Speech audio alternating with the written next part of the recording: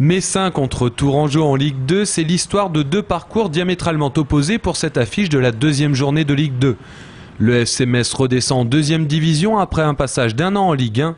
Le Tour FC a fait le chemin inverse, descendre puis remonter. Nous sommes sur une dynamique positive puisque nous montons. Maintenant, on repart sur de bases nouvelles, on repart à zéro.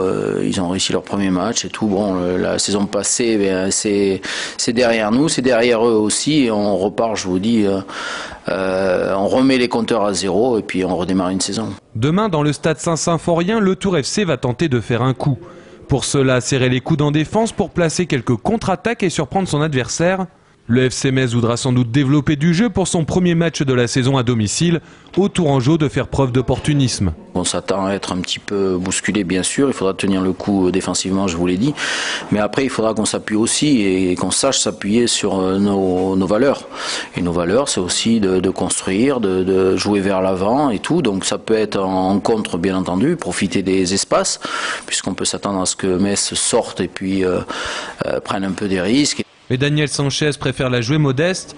Face à Metz, chaque point pris est un point de gagné. Un nul, je signe. Oui, a priori, bien sûr, je signe. Bien sûr, face à Metz, à l'extérieur, deuxième match de championnat, je signe. Maintenant, on verra après les circonstances du match.